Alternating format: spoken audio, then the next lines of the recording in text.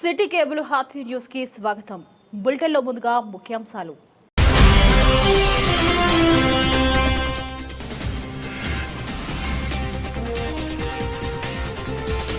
రైతు భరోసా పథకంలో నకిలీ క్లెయిమ్ను కూర్చే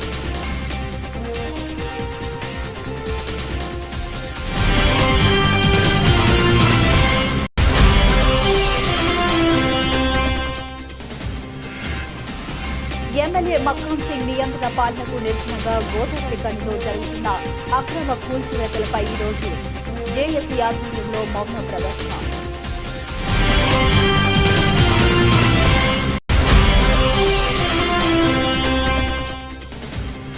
ఆరు నెలలుగా పనిచేయని ఆర్ఓ ప్లాంట్లో త్రాగునీరుకు తలనిల్లుతున్న కార్మిక కుటుంబాలు సిఐటి మొండే శ్రీనివాస్ ఆజీవన్ కార్యదర్శి.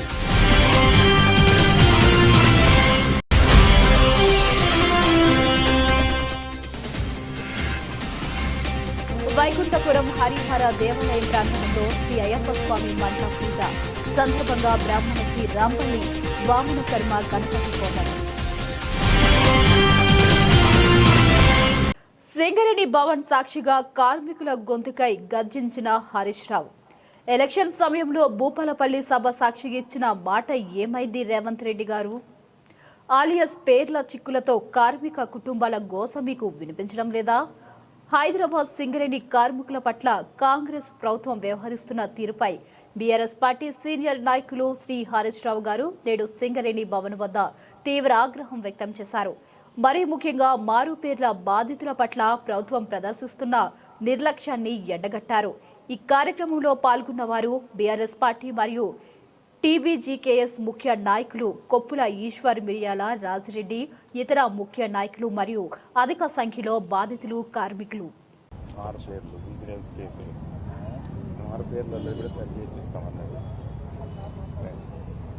అందరికీ నమస్కారం. ముఖ్యంగా డిపెండెంట్ ఉద్యోగుల విషయంలో రాష్ట్ర కాంగ్రెస్ ప్రభుత్వం చేస్తున్న దుర్మార్గాలను ఈరోజు సింగరేణి డైరెక్టర్ పాకు కలిసి రిప్రజెంట్ చేయడం జరిగింది. కేసీఆర్ గారి ప్రభుత్వం ఇచ్చిన మాట ప్రకారంగా డిపెండెంట్ ఉద్యోగాలు పునరుద్ధరిస్తామని చెప్పి ఆ రోజు మాట ఇచ్చి మాట నిలబెట్టుకున్నది బీఆర్ఎస్ ప్రభుత్వం. గతంలో చంద్రబాబు నాయుడు గారు ఈ డిపెండెంట్ ఉద్యోగాలను రద్దు చేశారు. చంద్రబాబు రద్దు చేస్తే కేసీఆర్ గారు పునరుద్ధరించారు. ఈరోజు సింగరేణిలో పనిచేస్తున్న 42,000 మందిలో దాదాపు 20,000 మంది డిపెండెంట్ ఉద్యోగాల కింద ఉద్యోగాలు పొందిన వాళ్లే పనిచేస్తున్నారు. అంటే సగం మంది డిపెండెంట్ ఉద్యోగులే పనిచేస్తున్నారు. ఈ గొప్పతనం కార్మికుల్ని కాపాడుకున్నది, కార్మికుల్ని ఆదుకున్నది బీఆర్ఎస్ ప్రభుత్వం, కేసీఆర్ గారు. కానీ ఆనాడు కాంగ్రెస్ ప్రభుత్వం ఏం చెప్పిందంటే, కేసీఆర్ గారు నెలకొకసారి మెడికల్ బోర్డు పెడతా ఉన్నారు, మేము అధికారంలోకి వస్తే నెలకు 2 సార్లు మెడికల్ బోర్డు పెడతాము, అలియాస్ పేర్లు వాళ్లను కూడా మేము కన్సిడర్ చేస్తాము అని ఇంకా కార్మికులకు ఎన్నెన్నో హామీలు ఇచ్చారు. కానీ జరిగింది ఏంటంటే, కాంగ్రెస్ ప్రభుత్వం వచ్చిన తర్వాత 2 సంవత్సరాల్లో 2 మెడికల్ బోర్డులు అయినాయి. 2 మెడికల్ బోర్డులు. అంటే కేసీఆర్ గారు నెల మెడికల్ బోర్డు పెడితే కాంగ్రెస్ వచ్చినాక ఏడాదికి ఒక్కసారి మెడికల్ బోర్డు అయిపోయింది. ఎంత దుర్మార్గం ఉన్నది ఊడగొట్టింది.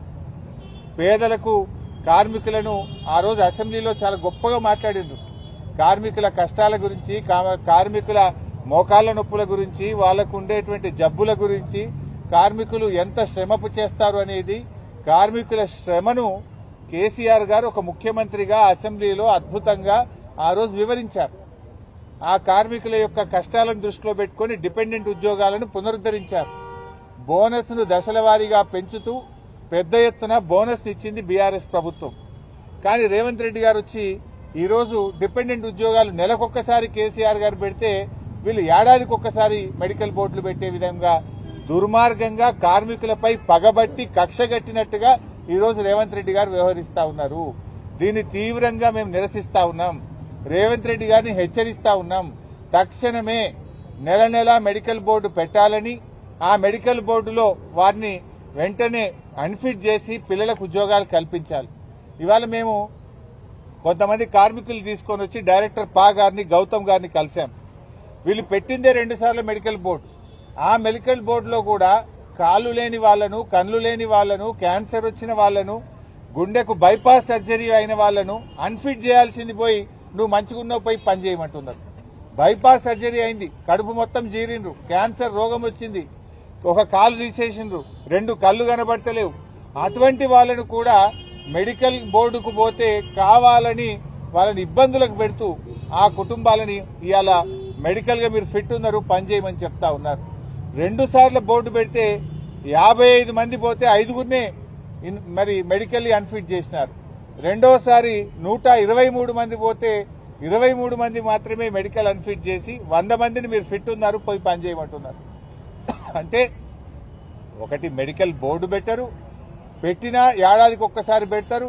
అక్కడికి వెళితే కూడా వాళ్ళ దరఖాస్తులను మానవతా దృక్పథంతో పరిశీలించాల్సింది పోయి చాలా దుర్మార్గంగా మెడికల్ ఇన్వాలిడేషన్ ను సర్టిఫికెట్ ను రిజెక్ట్ చేస్తూ మీరు ఇవాళ ఇబ్బందులు పెడతా ఉన్నారు. అందుకే ఆ కార్మికుల్నే తోలుకొని వచ్చినాం.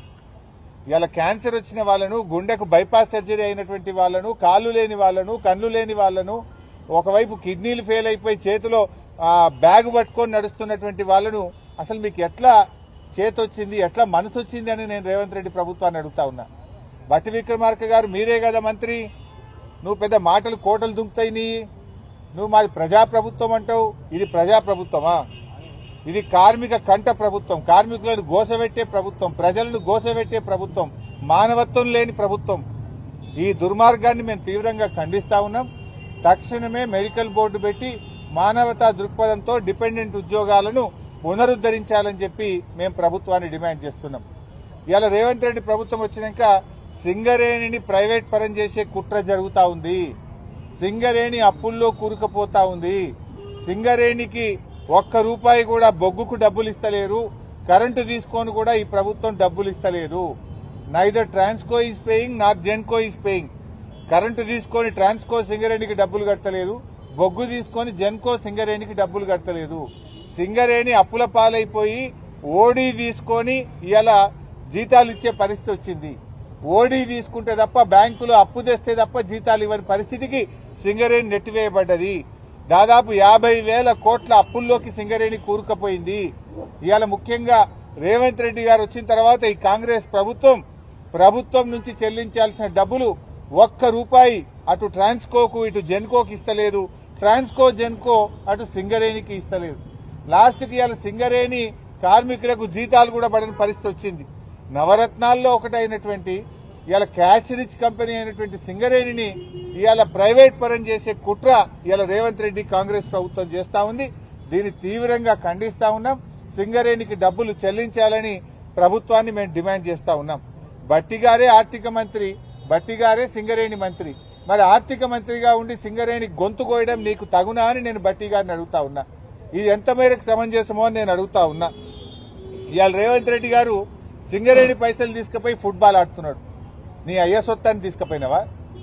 నీ ఫుట్బాల్ షోకుల కోసం, నువ్వు ఫోటోలు దిగడం కోసం సింగరేణి 10 కోట్ల రూపాయలు ఏ రకంగా తీసుకుంటావు?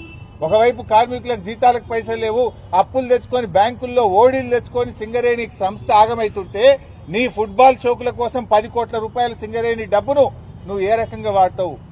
గతంలో సిఎస్ఆర్ డబ్బు, సింగరేణి డబ్బు బీఆర్ఎస్ ప్రభుత్వం ఉన్నప్పుడు వాడితే ఆ పిల్లల కోసం వాడినాం. సింగరేణి పిల్లలకు ఒక మెడికల్ కాలేజీ పెట్టడానికి వాడినాం, లేదా ఒక స్కూళ్లు కట్టడానికో, కాలేజీలు కట్టడానికో, మంచినీళ్లు ఇవ్వడానికో వాడినాం. నువ్వేమో ఫుట్బాల్ షోకుల కోసం వాడుతున్నావు. నువ్వు ఫుట్బాల్ ఆడడానికి సింగరేణి డబ్బే కావాలా నీకు? సింగరేణి కార్మికుల కడుపు కొట్టాలన్నా నువ్వు? ఏ రకంగా నీకు మనసు వచ్చింది సింగరేణి డబ్బులు తీసుకోవడానికని నేను అడుగుతా ఉన్నా. ఇది దుర్మార్గమైన ప్రభుత్వం. నువ్వు ఫుట్బాల్ ఆడడానికి రాష్ట్ర ప్రభుత్వంలోనే 5 కోట్ల తీసుకుపోయి స్టేడియం కట్టుకుంటావు. సింగరేణి 10 కోట్లు తెచ్చి ఆ మెస్సీతో మ్యాచ్ ఆడుతా అంటావు. ఎవరయ్యే సొత్తని సింగరేణి పైసలు డైవర్ట్ చేస్తా ఉన్నావు? సింగరేణిలో జీతాలు ఇద్దామంటే పైసల్లే ఓడి తెచ్చుకునే పరిస్థితి ఉన్నది. నువ్వు 10 కోట్లు తెచ్చి ఫుట్బాల్ ఆడతావా? ఇదేనా ప్రజాప్రభుత్వం?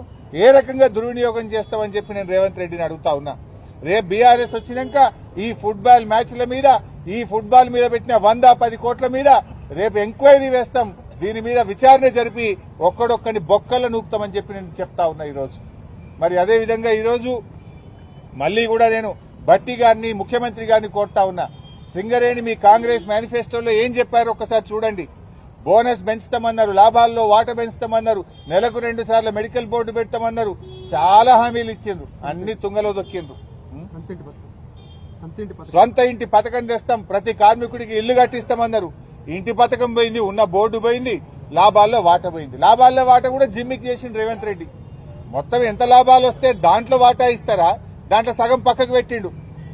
మొన్నటి సంవత్సరం ఎంత వచ్చిందంటే వాటా దాదాపు 6,394 కోట్లు లాభం వస్తే 6,394 కోట్ల మీద బోనస్ ఇవ్వాలన్నా దాన్ని ఏం చేసిండు, భవిష్యత్ అవసరాలు అని చెప్పి పక్కకు పెట్టి 2,360 కోట్ల రూపాయల మీదనే బోనస్ ఇచ్చిండు.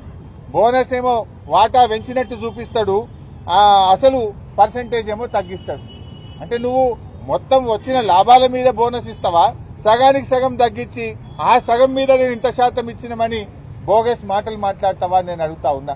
మొత్తంగా ఈ రోజు సింగరేణి ప్రైవేట్ పరం చేసే కుట్ర జరుగుతా ఉంది. దీని మీద బీఆర్ఎస్ పార్టీ రేపు ప్రజా పోరాటానికి సిద్దమైతది.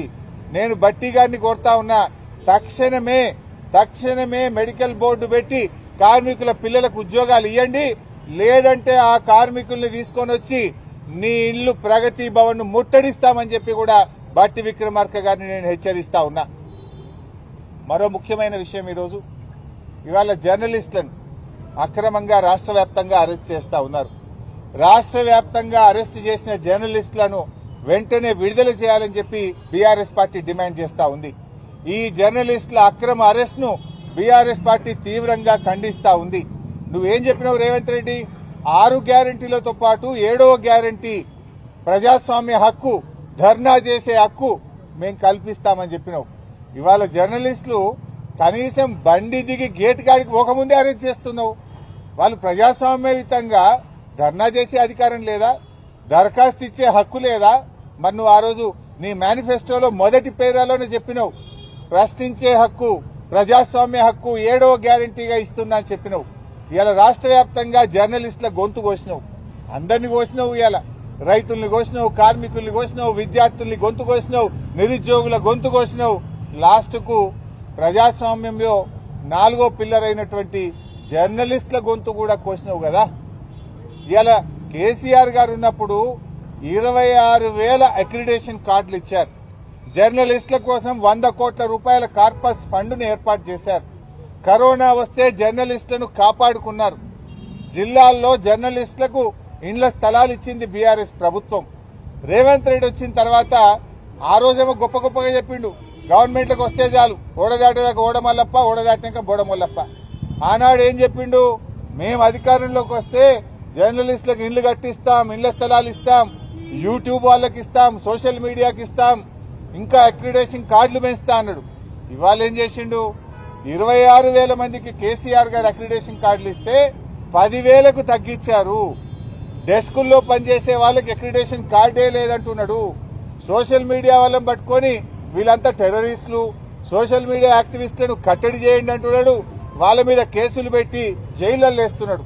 సోషల్ మీడియా యాక్టివిస్టులను అవమానపరిచే విధంగా రేవంత్ రెడ్డి మాట్లాడుతూ ఉన్నాడు. ఉగ్రవాదులతో పోలుస్తా ఉన్నాడు. ఇంత దుర్మార్గమా? నువ్వు అక్రిడేషన్ కార్డులు పెంచుతానని 26,000కి 10,000 ఎట్లా చేస్తావు? నీ అన్యాయాన్ని దరఖాస్తు పెట్టడానికో ప్రశ్నించడానికి వస్తే అక్రమంగా అరెస్ట్ చేస్తావా? ఈ అరెస్టులను ఖండిస్తున్నాం. తక్షణమే వాళ్ళని విడుదల చేయాలని డిమాండ్ చేస్తున్నాం. 26,000 అక్రిడేషన్ కార్డులను పునరుద్దరించాలని చెప్పి బీఆర్ఎస్ పార్టీ పక్షాన డిమాండ్ చేస్తున్నాం. జర్నలిస్టుల పోరాటానికి బీఆర్ఎస్ పార్టీ సంపూర్ణమైన మద్దతును ప్రకటిస్తుంది. మీ పక్షాన రాబోయే అసెంబ్లీ సమావేశాల్లో బీఆర్ఎస్ ప్రభుత్వాన్ని నిలదీస్తుంది, ప్రశ్నిస్తుంది, జర్నలిస్టులకు సంపూర్ణ మద్దతును అందిస్తుంది. Thank you. రామగుండం కమిషనర్ పరిధిలో 2025 సంవత్సరంలో మొత్తంగా కేసులు పెరిగినా మేజర్ కేసులను మాత్రమే తగ్గిస్తూ వచ్చామని రామగుండం సిపి అంబర్ కిషోర్ జా తెలిపారు. రామగుండం పోలీస్ కమిషనరేట్ కార్యాలయంలో శనివారం రామగుండం సిపి ఏర్పాటు చేసిన వార్షిక మీడియా సమావేశంలో 2025 సంవత్సరంలో పోలీస్ శాఖ కేసుల సంఖ్యను తగ్గించడానికి పనిచేసిన విధానంపై సంవత్సరం కాలంగా జరిగిన కేసుల వివరాలను వెల్లడించారు. ఈ సందర్భంగా సిపి మాట్లాడుతూ రామగుండం కమిషనరేట్ పరిధిలో అన్ని రకాల కేసులు గత సంవత్సరంతో పోల్చితే 1,132 కేసులు పెరగగా మర్డర్లు 9, ఉదయం వేళల్లో దొంగతనాలు 11 తగ్గగా రాత్రి వేళల్లో దొంగతనాలు 24 తగ్గాయన్నారు. అలాగే గత సంవత్సరంతో పోలిస్తే ఈ సంవత్సరం రేపులు 21 తగ్గగా కిడ్నాప్లు 7 పెరిగాయని, అటెంప్ట్ మర్డర్లు 31 తగ్గగా మిస్సింగ్ కేసులు 34 పెరిగాయన్నారు. అలాగే 2025 సంవత్సరం జరిగిన ఎమ్మెల్సీ ఎన్నికల్లో, గ్రామ పంచాయతీ ఎన్నికల్లో ఎలాంటి సంఘటనలు జరగకుండా ప్రశాంతంగా జరిగేలా చూశామన్నారు. ఈ మీడియా సమావేశంలో అదనపు DCP admin K Srinivas, Peddapalli DCP D Ramareddy, Mancherial DCP Bhaskar, Godavarikhani ACP Madatha Ramesh, special bank ACP Nagendra Goud, one town CI Indrasenareddy, traffic Rajeshwararao, special bank CI Bhoomesh తదితరులు పాల్గొన్నారు.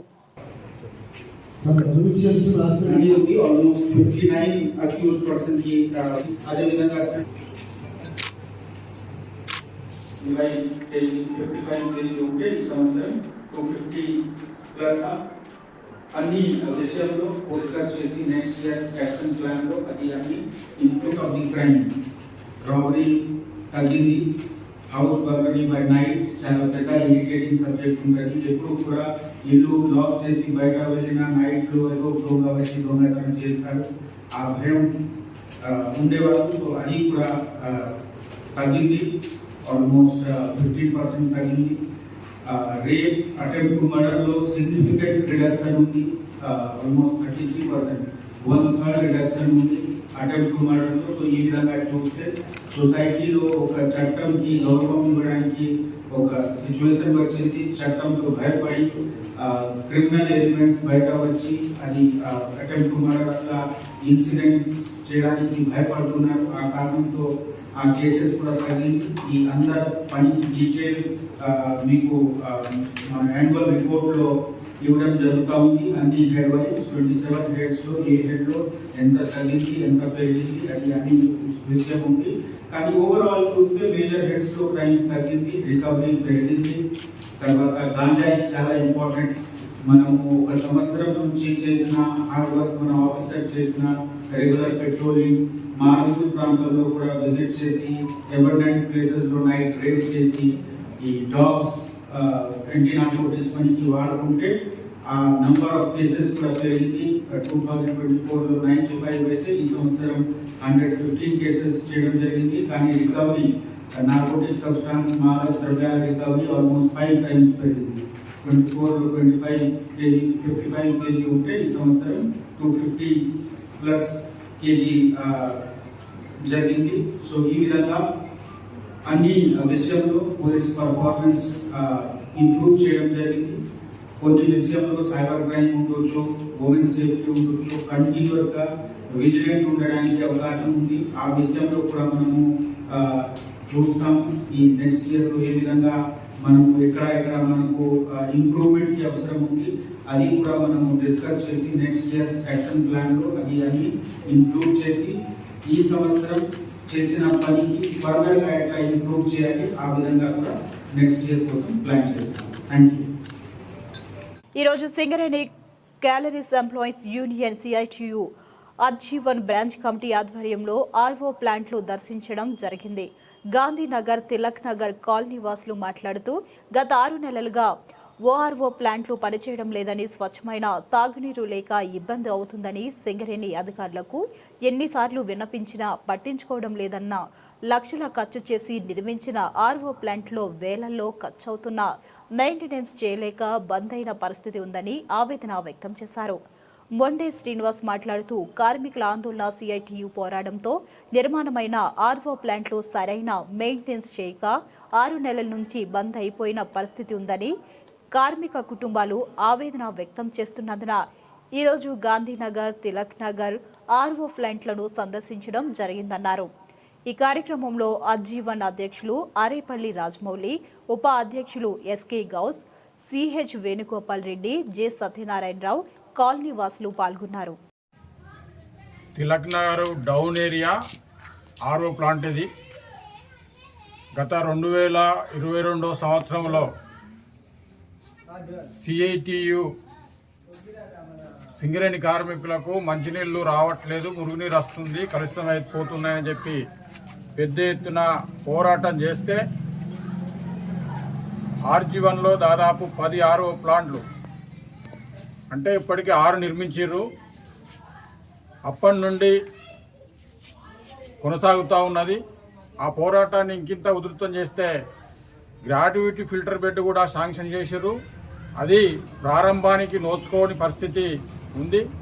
ఇక్కడ ఉన్న వాళ్ళు సింగరేణిలో 30-40 సంవత్సరాలు పనిచేసి రిటైర్మెంట్ అయిన కార్మిక సోదరులు ఉన్నారు. వాళ్ళు చెప్తా ఉన్నారు, ఇది దాదాపుగా తిలకనగర్ ఆర్ఓ ప్లాంట్కి సంబంధించింది 6 నెలల నుంచి బంద్ ఉన్నది. ఇది మెయింటెనెన్స్ లేక నిరుపయోగంగా ఉన్నది. అక్కడనే గ్రాడ్యుటీ ఫిల్టర్ బెడ్ ప్రారంభం కాలేదు.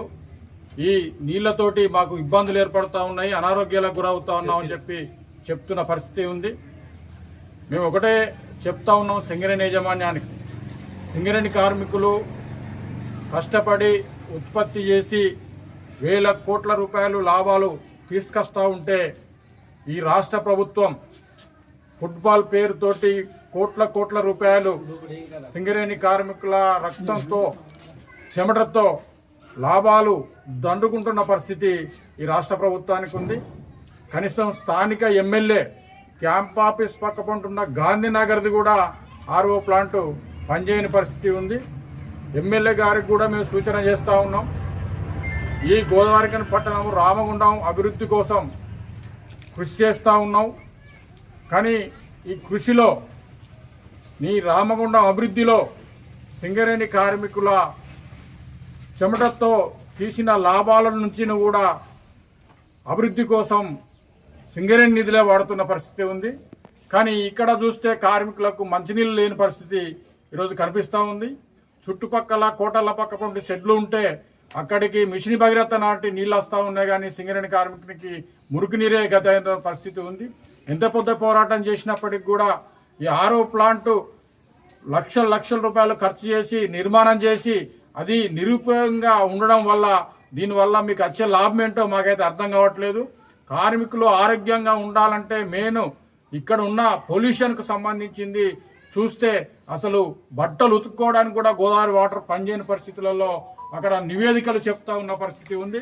అందుకని ఆ రోజు ఆ పోరాటం ద్వారా నిర్మాణమైన ఈ ఆర్ఓ ప్లాంట్లను తక్షణమే పునరుద్ధరించి దీనికి మెయింటెనెన్స్కి సంబంధించిన అంశాన్ని సీరియస్గా తీసుకొని సింగరేణి యాజమాన్యము వెంటనే దీన్ని పరిశీలన చేసి దీన్ని ఆర్ఓ ప్లాంట్ను పనిలోకి తీసుకురావాల్సిన అవసరం ఉందని చెప్పి ఇక్కడ ఉన్న కార్మికులు, దిగిపోయిన కార్మికులు, కుటుంబ సభ్యులు అందరూ కోరుకుంటున్న పరిస్థితులలో సిఐటిగా ఇలా మేము బృందంగా ఏర్పడి ఈ ఆర్ఓ ప్లాంట్ సందర్శన చేస్తూ ఉన్నాం. ఇప్పటికైనా మేనేజ్మెంట్ తక్షణమే ఈ ఆర్ఓ ప్లాంట్లు పునరుద్ధరించాలని చెప్పి సింగరేణి కాలేజ్ ఎంప్లాయీస్ యూనియన్ సిఐటిగా డిమాండ్ చేస్తూ ఉన్నాం.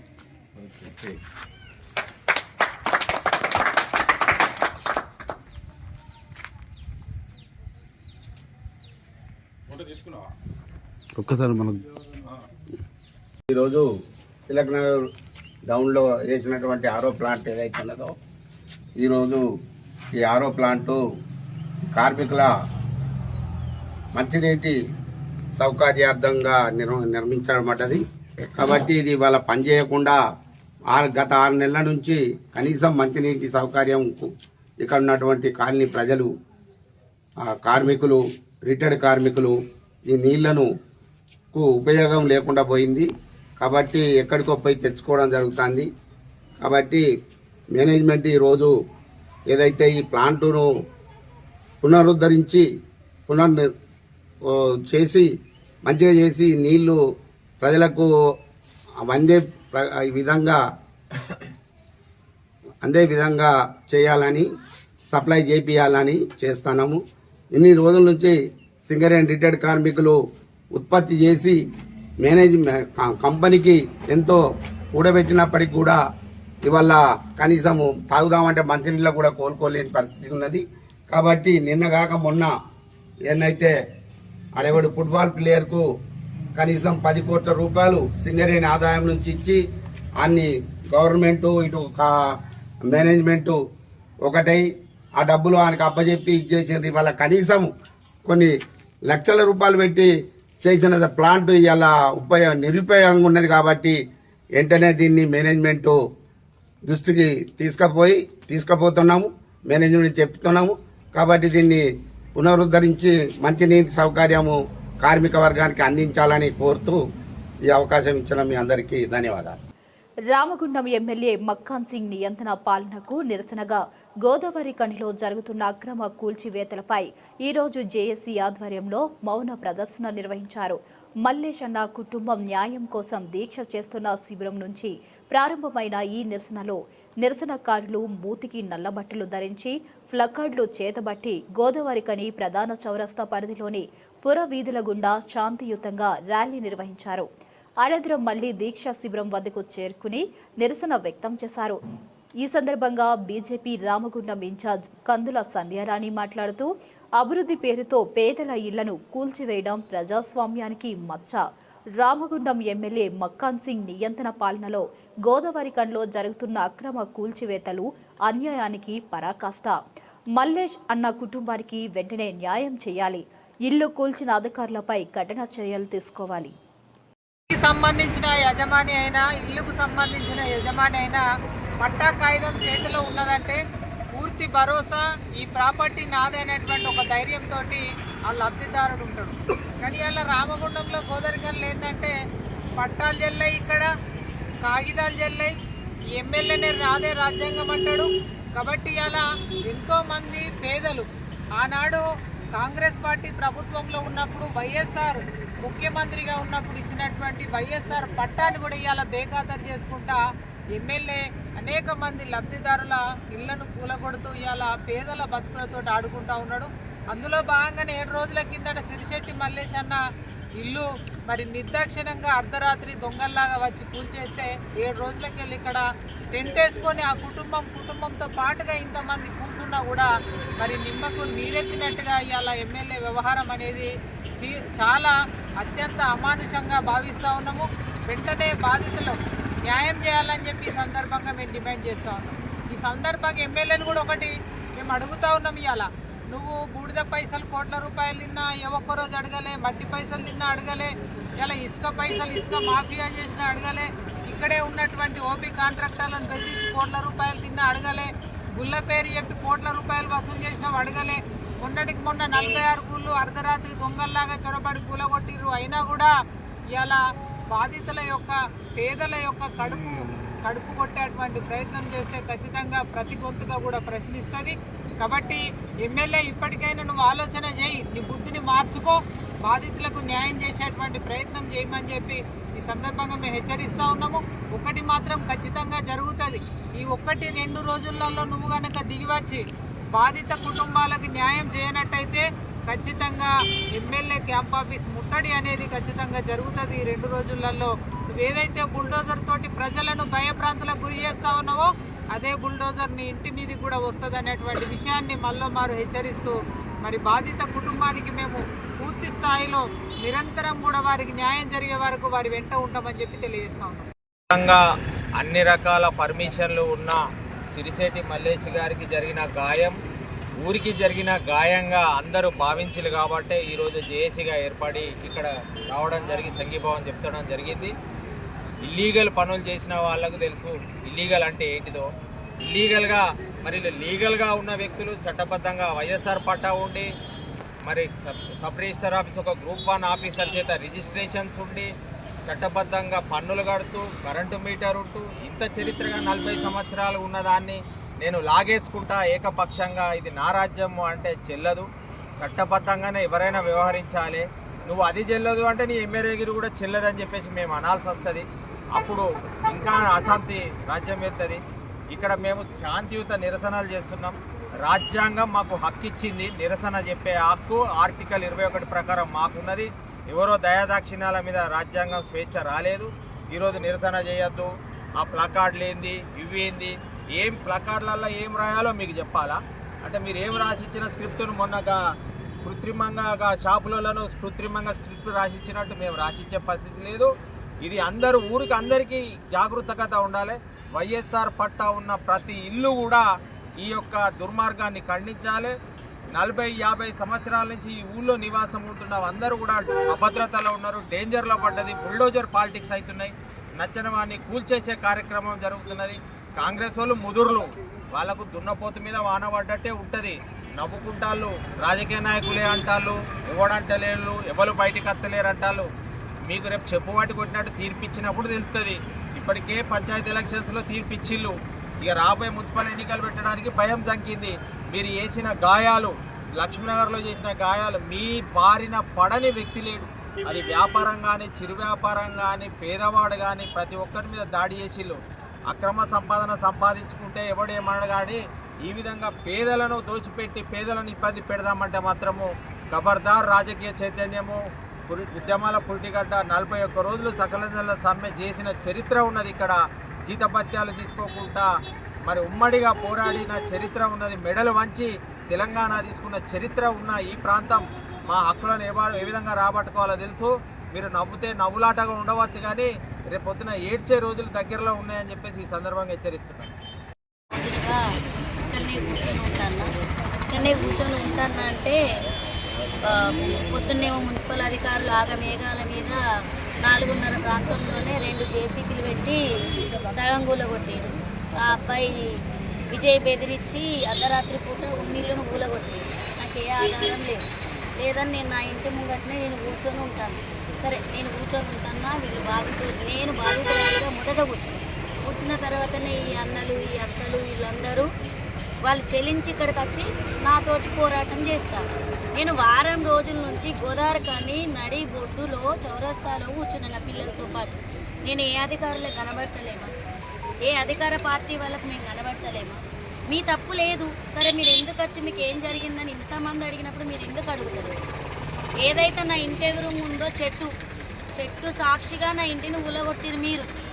మీరు ఊలగొడితే వెళ్ళిపోతురి. మరి నేను ఎక్కడికి వెళ్ళిపోవాలో నా పరిస్థితి ఏంది చెప్పండి. అన్నలారా మీకు లేరా ఆడబిడ్డలు? నేను మీ ఆడబిడ్డను అనుకోండి, రండి ఇక్కడ మాట్లాడదాం. ఆ చెట్టు సాక్షిగా మాట్లాడతారా, నా కూలిపోయిన శిథిలాల సాక్షిగా మాట్లాడతారా? అది కాదనుకుంటే నడి చౌరస్తాల గాంధీ మహాత్ముని సాక్షిగా మాట్లాడతారా? నాకు అన్ని అనుమతులు ఉండి పట్టా ఉండి అన్నీ ఉన్నా గోదావరి కానీ నడి చౌరస్తా ఉన్న నాకే దిక్కు లేదంటే ఎక్కడనో లోకల్ లెవెల్ కన్నా మారుమూల జరుగుతుంది. ఏంటిది పరిస్థితి చెప్పండి. జరిగిన వెంటనే పోలీస్ అధికారులకు కూడా చెప్పినాం. ఏంటి మరి పరిస్థితి మాది? గజ వణికే చలిలో ఒక్కొక్కరు ఇంట్లో కూడా 4-5 దుప్పట్లు కప్పుకొని పట్టుకునే పరిస్థితి ఉంది. అయినా మేము నడి రోడ్డున పిల్లల్ని పట్టుకొని ఉంటాను 7 రోజుల నుంచి.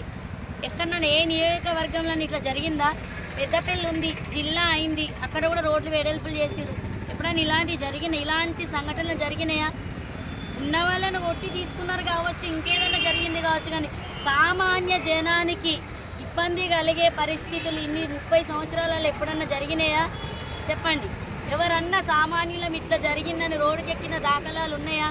మేము ఎందుకు రోడ్డున పడాల్సిన అవసరం? మమ్మల్ని ఎందుకు పడేసిరు రోడ్డున చెప్పండి. మేము అదే ఉంటే మేము ఏ కవర్లు కట్టుకుని ఏది కట్టుకుని ఉందాం కదా. అందరికీ బిల్డింగ్లు ఉండాలనే ఏం లేదు కదా మాకు. ఎవరు పడితే వాళ్ళు ఎమ్మెల్యేని బెదిరించచ్చా, చేయొచ్చా? మరి అలాంటి పనులు మేము మీ పేరు చెప్పినని సాక్ష్యాధారాలతో సహానే చేస్తున్నాం కదా. మాకెందుకు అధికారులు కానీ అధికార పక్షం వాళ్ళు కానీ ఆ చెట్టు కింద ఉన్ని కూలగొట్టిన అన్నదమ్ములు కానీ ఆ బయ్యలు కానీ మరి ఎందుకు వస్తలేరన్నా, ఎందుకు మాట్లాడతలేరన్నా? మీ తప్పు లేనప్పుడు చెప్పండి. నా దగ్గర అన్నీ ఉన్నాయి, ఆధారాలు ఉన్నాయి, నేను కట్టుకున్నా, నేను ఉన్నా, నా గూడు వేయింది, నేను కూర్చున్నా. నేను మీ మీదనే ఆరోపణ చేసిన.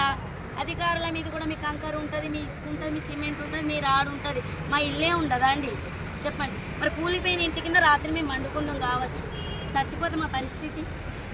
ఈ నగరం నడిపొడ్డునే ఇట్లా జరుగుతుందంటే ఇక్కడ ఎక్కడన్నా మన దాంట్లో ఇక్కడ ఉందా? గోదావరిలోనే ఇట్లా నడుస్తుందా చెప్పండి. నాకు వైఎస్ రాజశేఖర రెడ్డి గారి పట్ల ఎంతమంది ఉందో దీనికి అధికారులు బాధ్యత వహిస్తారా? అధికార పార్టీ వాళ్ళు వహిస్తారా? చెట్టు సాక్షిగా కూలగొట్టిన బయ్యలు దానికి బాధ్యత వహిస్తారా? వహించి దయచేసి రండి చేయండి. అది కాని పక్షంలో నిరాదీక్ష చేసుకుంటాను. నేను మళ్ళా నాకు సంఘీభావంగా వచ్చిన వాళ్ళని అనాల్సిన పని లేదు.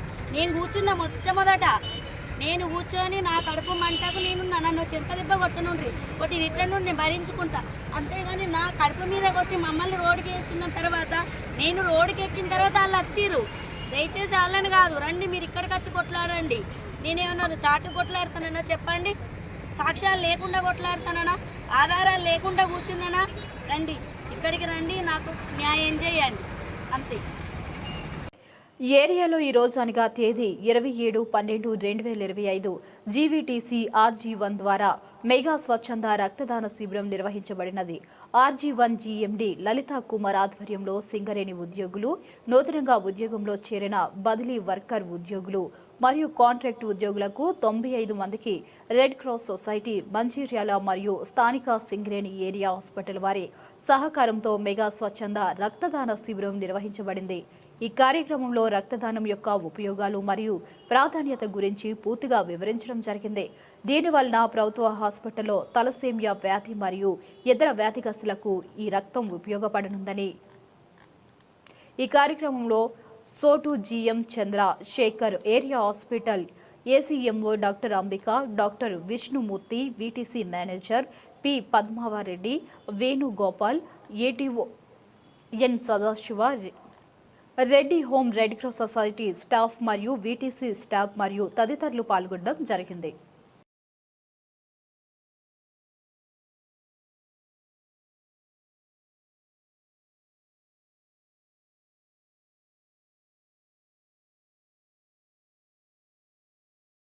రామగుండం నియోజకవర్గ ప్రజలు బీఆర్ఎస్ వైపు కేసీఆర్ని ముఖ్యమంత్రిగా ఎప్పుడు చూద్దామని ఎదురు చూస్తున్నారని బీఆర్ఎస్ రాష్ట్ర నాయకులు వేళ్ల హరీష్ రెడ్డి అన్నారు. గోదావరికని ప్రధాన చౌరస్తాలో శనివారం జరిగిన కార్యక్రమంలో బీఆర్ఎస్ నూతన సంవత్సర క్యాలెండర్ను హరీష్ రెడ్డి ఆవిష్కరించారు. అనంతరం ఈ ప్రాంత TRSD కార్పొరేషన్ ప్రెసిడెంట్ నీలం భిక్షపతి తదితరులు వేళ్ల హరీష్ రెడ్డి సమక్షంలో బీఆర్ఎస్ పార్టీలోకి చేరారు. ఈ సందర్భంగా హరీష్ రెడ్డి మాట్లాడుతూ రామగుండంలో ఎమ్మెల్యే రాజ్ ఠాకూర్ చేస్తున్న అరాచకపు పాలన చర్మగీతం పాడేందుకు సన్నద్ధులై ఉన్నారని, రాష్ట్రంలో కేసీఆర్ ముఖ్యమంత్రిగా చేసేందుకు ఎదురు చూస్తున్నారని తెలిపారు. రామగుండంలో కాంగ్రెస్ పార్టీ ఎమ్మెల్యే రాజ్ ఠాకూర్ ప్రజలను మానసికంగా వేధిస్తూ షాపులు, ఇండ్లు కూల్చివేస్తూ అరాచక పాలన సాగిస్తున్నారని అన్నారు.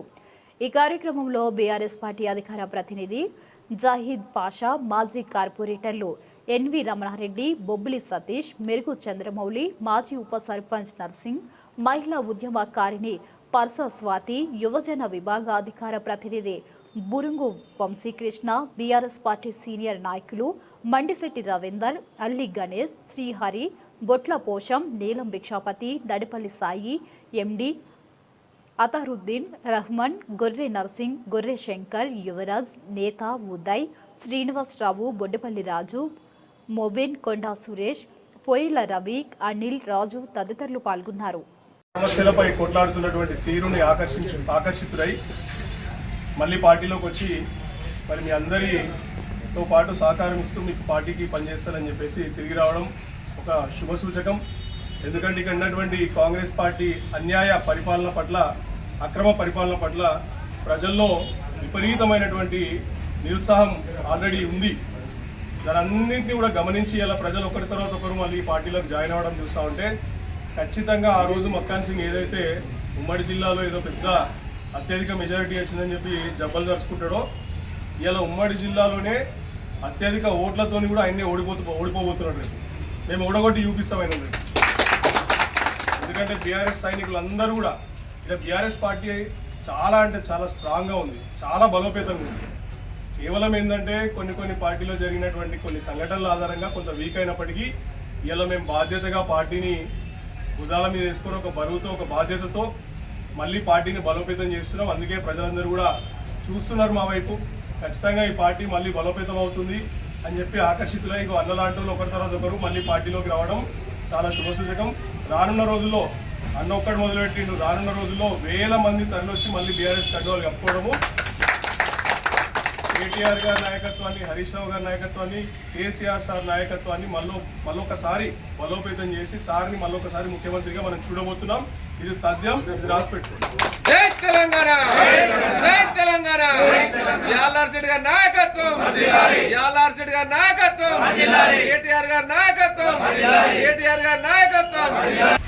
విషపతి గారిని ఒక నిమిషం మాట్లాడుతుందా రాజు.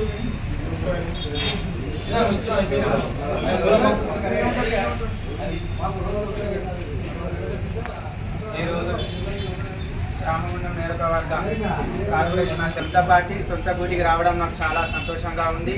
గత 15 సంవత్సరాల నుండి బీఆర్ఎస్ పార్టీలో కష్టపడి మేము ఉద్యమంలో పాల్గొన్నాం. తిరిగి పార్టీ పురోగమించుకోవడానికి కృషి చేశాం. కొన్ని అనివార్యాల కారణాల వల్ల మేము పార్టీని కొద్ది బహిష్కరణ కాదు కానీ పార్టీని మా ఇచ్చ మేమే వెళ్ళిపోయే విధంగా గత బీఆర్ఎస్ నాయకులు చేసిన పనికి మేము వెళ్ళిపోవడం జరిగినది. వాళ్ళు ఎవరో కాదు మన టీం మిత్రులకు అందరికీ తెలుసు. మేము వెళ్ళిపోయిన తక్షణ టీఆర్ఎస్డి తెలంగాణ రక్షణ సమితి డెమోక్రటిక్ పార్టీ తరఫున రామగుండం కార్పొరేషన్ అధ్యక్షుడిగా ఎన్నుకోబడ్డాను. గత 10 నెలల నుండి నేను ఆ పార్టీ బలోపేతానికి కృషి చేశాను. తిరిగి వాళ్ళ హరీశ్రెడ్డి అన్న గారి నాయకత్వంలో మా వంశీ తమ్ముడు మా జావీద్ అన్న గారి ఆదేశాల అనుసారం తిరిగి మళ్ళీ మా పార్టీలోకి మేము రావడం జరిగింది. ఇక మీదట నుండి మేము 25వ డివిజన్ కానీ ఇప్పుడు పూర్వ 45వ డివిజన్, పూర్వ 33వ డివిజన్, ఇప్పుడు 47, 48, 45 డివిజన్ సుతం మాదైనది. 3 డివిజన్లు విచ్ఛిన్నం చేసిన ఈ కాంగ్రెస్ ప్రభుత్వానికి వ్యతిరేకంగా మా బీఆర్ఎస్ పార్టీ అభ్యర్థులను గెలిపించుకుంటామని అన్నకు మేము వాగ్దానం చేస్తున్నాం. సందర్భంగా ముఖ్యమంత్రి గారు టీఆర్ఎస్ పార్టీ నుంచి తిరిగి టీఆర్ఎస్ పార్టీలోకి రావడం చాలా శుభ పరిణామం. ఇదే విధంగా మన టీఆర్ఎస్ పార్టీ నుంచి వెళ్ళిపోయిన మన మిత్రులందరూ తిరిగి మన బీఆర్ఎస్ పార్టీలోకి వేలాహరీశ్రెడ్డి అన్న ఆధ్వర్యంలో తిరిగి చేరి మన బీఆర్ఎస్ పార్టీని బలోపేతం చేస్తారని మనస్ఫూర్తిగా కోరుకుంటున్నాం. కూల్చివేతల కారణంగా రోడ్డున పడ్డ తమకు Ramagundam MLA Makkan Singh Raj Thakur municipal shopping complex లో ఉచితంగా రూమ్లను కేటాయించి న్యాయం చేశారని గోదావరికని వస్త్రమూట వ్యాపారులు తెలిపారు.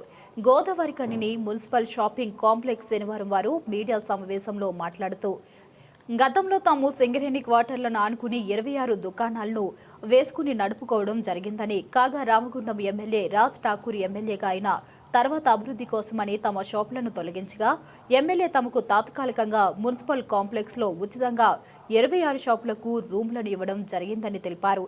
ఇప్పుడు గిరాకీలు కొంత ఆశాజనకంగా లేకుండా ముందు ముందు పెరుగుతాయన్న ఆశాభావం వ్యక్తం చేశారు. రామగుండం ఎమ్మెల్యే కూల్చివేతల కారణంగా రోడ్డున పడ్డ వారిని చేరదీస్తున్నారని, అలాగే సింగరేణి నిర్మిస్తున్న కమర్షియల్ కాంప్లెక్స్ లో తమకు తిరిగి రూమ్లను కేటాయిస్తామని తెలపడం జరిగిందని, ఎమ్మెల్యే తమకు తప్పకుండా న్యాయం చేస్తారని నమ్మకం ఉందని అన్నారు. ఈ మీడియా సమావేశంలో వస్త్రమూట వ్యాపారుల సంఘం అధ్యక్షులు నామిని సదయ్య, వంగ దేవేందర్, పి అంజయ్య, బూర్ల సతీష్, గోలి రంగన్న, ఆడెపు శంకర్, ఎం రాజమల్లు, ఎం రమేష్, వంగ నవీన్, గజర్ల అరుణ్, సంపత్ టి, రాజమౌళి, మురళి, రాజమౌళి, సత్యం, ఎం శ్రీనివాస్, గట్టయ్య తదితరులు పాల్గొన్నారు. మేము గత 30 సంవత్సరాల నుంచి చిన్న వ్యాపారాలు చేసుకుంటూ ముక్కుల దగ్గర ఉన్నాం. వర్తక సంఘం 26 మంది సభ్యులం. మేము గత ఒక 30 సంవత్సరాల నుంచి చిన్న వ్యాపారాలు చేసుకుంటూ జీవనోపాయం చేసుకుంటూ పుట్ట గడుపుతున్నాము. మాకు ఇక్కడ యాక్చువల్గా ఇక్కడ బుక్కల దగ్గర మా షాపులు ఉండే, పాత షాపులు బుక్క వాళ్ళ దగ్గర ఉండే. మా అప్పుడు ఏమన్నారంటే స్వచ్ఛందంగా మీరు ఉంచుకుంటే ఇళ్ళనే మాకు పర్మనెంట్గా ఇస్తామని అన్నారు. మాకు అట్లా ఇయ్యలేదు. మాకు మేమే సింగరేణి కుట్రల దగ్గర పోయి రిక్వెస్ట్ చేసుకొని వాళ్ళని బదులాడుకొని మేము తాత్కాలికంగా ఒక 26 షాపులు అందరినీ నిర్మిస్తున్నాం, జీవనోపాధి గడుపుతున్నాం. గత పాలకులు ఇద్దరు ఎమ్మెల్యేలకు కూడా నిర్వహిస్తున్నాం. మాకు ఏదైనా ఒకటి పర్మనెంట్గా కట్టివ్వని ఇంట్లో కూడా మాకు అవకాశం ఇవ్వండి అని కూడా అడిగినాం. తక్కువ రెండుతోనైనా అట్లా ఎవరు చేయలేదు. ఇప్పుడు మాకు గౌరవనీయులైన ఎమ్మెల్యే గారు మక్కన్ సింగ్ గారు ఇట్లా వచ్చి అభివృద్ధి నగరాన్ని సుందరీకరణ చేయడం జరుగుతుంది, వాణిజ్య కాంప్లెక్స్ కట్టడం జరుగుతుంది, మీరు అభివృద్ధికి సహకరించాలి అని అంటే మాకు మేము స్వచ్ఛందంగా 26 షాపులు మేము తొలగించుకున్నాము. ఇందులో మాకు రెంట్ లేకుండా అక్కడ 6 నెలల కంప్లీట్ చేసి ఇస్తానన్నారు. 6 నెలల వరకు మీరు ఇందులో ఉండండి, రెంట్ కట్టకుండా ఉండండి, కరెంట్ బిల్లు కట్టుకోండి, ఏమైనా ఖర్చులు ఉంటే మీరే చేసుకోండి అంటే మాకు మేము కొన్ని చిన్న ఖర్చులు వేసుకొని మేము దీన్ని డెవలప్ చేసుకొని ఉండడం జరుగుతుంది. అన్న మాకు ఖచ్చితంగా న్యాయం చేస్తాడని నమ్మకం ఉన్నది. మళ్ళీ అలా కట్టినాక మమ్మల్ని యథావిధంగా 26 షాపులకు తప్పకుండా ఇస్తున్నానని మాకు హామీ ఇచ్చిండు. అన్న మీద కూడా మాకు నమ్మకం ఉన్నది. ఇప్పటి వరకు అయితే మేము చిన్నగా నడుచుకుంటున్నాము. అప్పటి దగ్గర అయితే బిజినెస్ అయితే లేదు, కొంచెం ఇక ముందు ఉంటుంది అని అనుకున్నాను. మాకైతే న్యాయం చేస్తున్నానని ఇచ్చాడు ఎమ్మెల్యే సార్. ఎన్టీపీసీ పీటీఎస్లోని వైకుంఠపురం హరిహర దేవాలయం ప్రాంగణంలో శ్రీ అయ్యప్ప స్వామి మండల పూజ సందర్భంగా బ్రహ్మశ్రీ రాంపల్లి వామన శర్మ గణపతి హోమం నిర్వహించారు అని అఖిల భారతీయ అయ్యప్ప ధర్మ ప్రచార సభ సభ్యుడు జనగామ తిరుపతి తెలిపారు. మండల పూజ అంటే శ్రీ అయ్యప్ప స్వామి దీక్ష ప్రారంభమై రోజు నుండి 41 రోజులు అని, అందుకోసం శబరిమలలో ఏ మాదిరి పూజ జరుగుతుందో ఆ విధంగా శ్రీ అయ్యప్ప స్వామి వద్ద కూడా ఉదయం గణపతి హోమము మరియు అయ్యప్ప స్వామికి గణపతి కుమారస్వాములకు పంచామృతాలతో అభిషేకం జరిగినట్లు శ్రీ వామన శర్మ తెలిపారు. మధ్యాహ్నం అన్నప్రసాద వితరణ కూడా జరిగిందని తెలిపారు. సాయంత్రం స్వామివారి ఆభరణాలతో గిరి ప్రదక్షిణ తదుపరి దీపారాధన మహాపడి పూజ అని అన్నారు. హరిహర దేవాలయం కమిటీ ఆధ్వర్యంలో జరిగిన ఈ కార్యక్రమంలో సభ్యులు పి సంపత్రావు, జనగామ తిరుపతి, నడిపెల్లి మోహన్ రావు, నడిపెల్లి ప్రవీణ్ రావు, శ్రీధర్ స్వామి, కృష్ణస్వామి, నారాయణ స్వామి, దీక్షిత్ స్వామితో పాటు అధిక సంఖ్యలో స్వాములు భక్తులు పాల్గొన్నారు.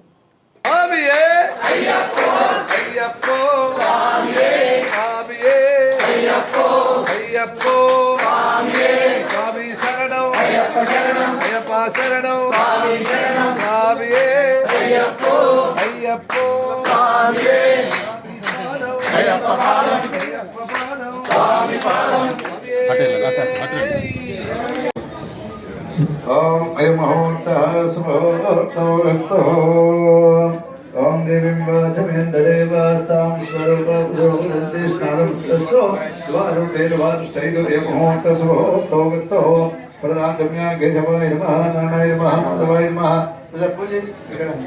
गोविन्दाय नमः विष्णवे नमः मत्स्योदराय नमः त्रिविक्रमाय नमः वामनाय नमः त्रिपुराय नमः श्रीकेशाय नमः पद्मनाभाय नमः दामोदराय नमः संकटाय नमः वासुदेवाय नमः भक्तनाय नमः रुद्राय नमः पुरुषोत्तमाय नमः अतोक्षयाय नमः नमः नमः चिदाय नमः धर्माय नमः उपेन्द्राय नमः हरे नमः ओम कृष्णाय नमः कृष्णाय परब्रह्मणे नमः लक्ष्मीनारायणाभ्यां नमः वाणीर्नमाभ्यां सुष्टुताभ्यां नमः अरुतति वसिष्ठाभ्यो नमः श्री पूर्णनामसमेत श्री हरिहरमुद्रायप्प स्वामी भ्यो नमः दीक्षा समय पवित्र मंडल पूजा पर्वदिनेन स्वाध्यान्तिका अन्न पूजा सहित अन्नदान योग्यता प्रसिद्ध्यर्थं प्रातः काल अय्यप्प स्वामी महागणपति सहित महा अभिषेक पूर्वक माध्यानिक अन्नदान अन्न पूजा च करिष्ये पूजन च करिष्ये अस्य देवताभ्यो नमः तेजल गोत्र भोस्यानः आनन्दवितारा मोहनराव नामधेय स्वाहा सर्वत्रिया स्वराज लक्ष्मी नामधेयस्य साम्राज्य लक्ष्मी नामधेयस्य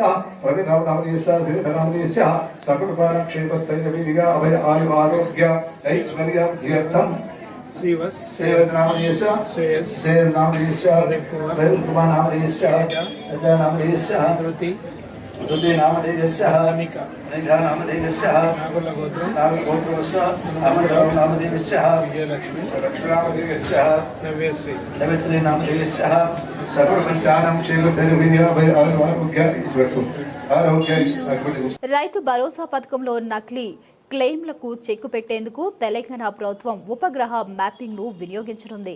రబీ సీజన్లో సాగులో ఉన్న భూములని గుర్తించి అర్హులకే 6,000 ఎకరాకు ఆర్థిక సహాయం అందించనుంది. ఈ చర్యతో కనీసం 2,000 కోట్ల ఆదాయం ఉంటుందని అంచనా.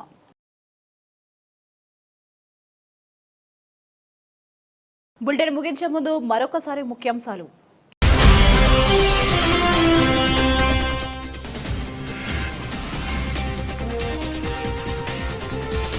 రైతు భరోసా పథకంలో నకిలీ క్లెయిమ్లకు చెక్.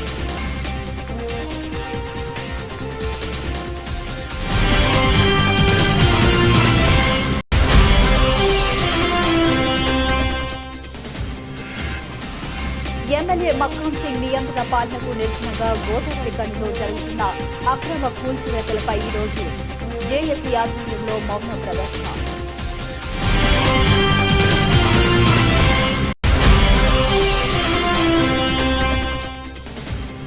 6 నెలలుగా పనిచేయని ఆర్ఓ ప్లాంట్లో త్రాగునీరుకు తలవెళ్తున్న కార్మిక కుటుంబాలు. సిఐటి మొండే శ్రీనివాస్ ఆజీవన్ కార్యదర్శి.